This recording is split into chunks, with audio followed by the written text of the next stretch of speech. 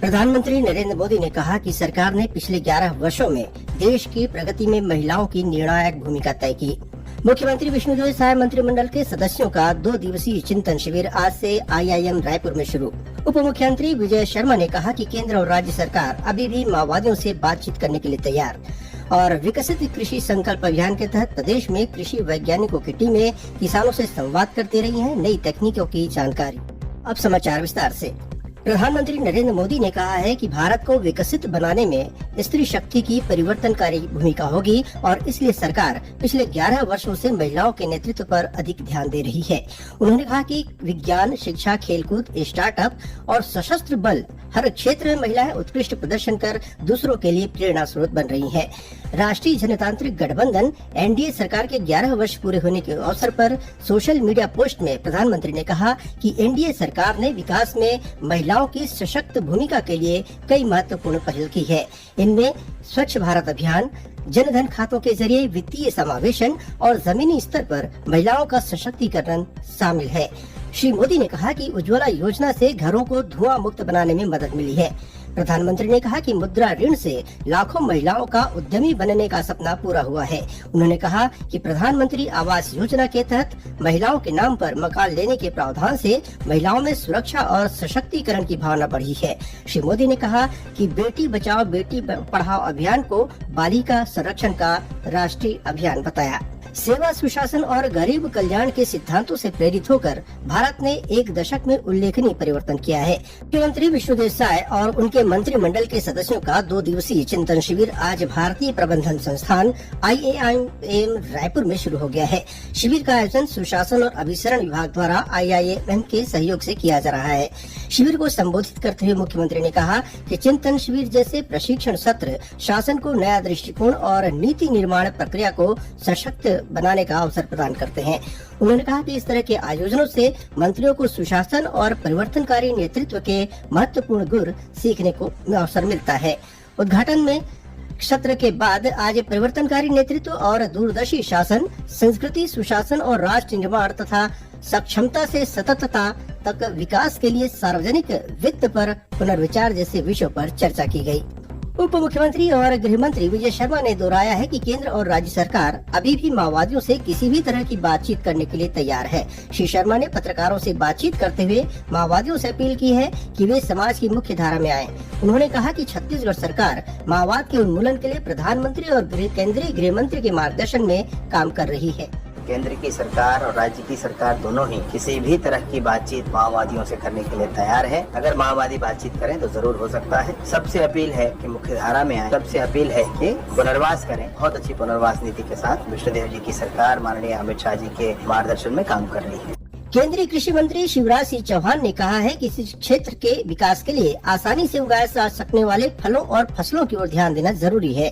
आज बेंगलुरु में उन्होंने विकसित कृषि संकल्प अभियान के एक कार्यक्रम में कहा कि ड्रैगन फ्रूट की खेती के लिए खाद ही पर्याप्त होती है। श्री चौहान ने बताया कि ड्रैगन फ्रूट कैक्टस परिवार का है और उसकी उत्पादन लागत कम होती है। प्रधानमंत्री जी ने कहा विकसित भारत के लिए विकसित कृषि और समृद्ध किसान चाहिए और विकसित खेती के अंतर्गत ही हमको कृषि का विविधीकरण करके ऐसी कमलम जैसी फसलों की तरफ आना पड़ेगा।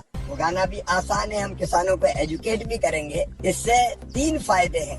एक, ऑर्गेनिक उत्पाद मिलेगा। दूसरे, इतने न्यूट्रिएंट हैं इसमें जो मनुष्य के स्वास्थ्य को बहुत बेहतर रखेंगे। तीसरे, इसमें आप 6-7 लाख रुपया भी हर साल कमा सकते हैं। विकसित कृषि संकल्प अभियान के तहत इन दिनों छत्तीसगढ़ में भी विभिन्न स्थानों पर कृषि वैज्ञानिकों की टीम किसानों से सीधा संवाद कर रही है और उन्हें खेती किसानी की नई तकनीकों के बारे में जानकारी दे रही है।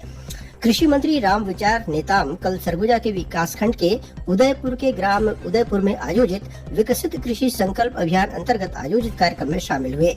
इस मौके पर उन्होंने किसानों से अपील की कि वे कृषि में वैज्ञानिक तरीकों और उन्नत तकनीकों को अपनाएं। कार्यक्रम में किसानों को बीज वितरित किया गया।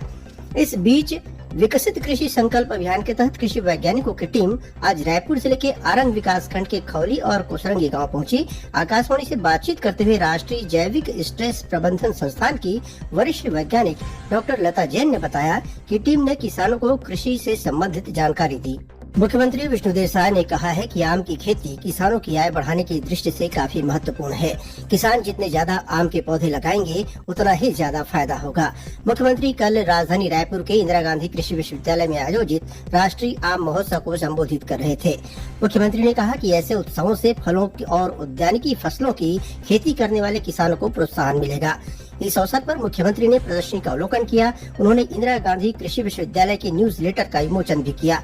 समारोह की अध्यक्षता इंदिरा गांधी कृषि विश्वविद्यालय के कुलपति डॉक्टर गिरीश चंदेल ने की। और अब पेश है मौसम का हाल। आगामी 24 घंटों के दौरान प्रदेश में 1-2 स्थानों पर हल्की वर्षा और गरज चमक के साथ छींटे पड़ने की संभावना है। वहीं मौसम विभाग ने 1-2 स्थानों पर अंधड़ चलने और आकाशीय बिजली गिरने की चेतावनी भी दी है। मौसम विज्ञानी HP चंद्रा ने बताया कि अगले 2-3 दिनों के भीतर प्रदेश के तापमान में लगातार वृद्धि होने के आसार हैं। महासमुंद जिले के बागबाहरा थाने में गोली चलने के मामले में पुलिस ने पर्यटन मंडल के पूर्व सदस्य और कांग्रेस नेता अंकित बागबाहरा को गिरफ्तार कर लिया है। दुर्ग जिले के वैशाली नगर थाना क्षेत्र अंतर्गत कोहका भिलाई में प्रॉपर्टी डीलर से लगभग 1 करोड़ 30 लाख रुपए की ठगी के मामले में एक ट्रेडर्स कंपनी के 4 संचालकों के खिलाफ मामला दर्ज किया गया है।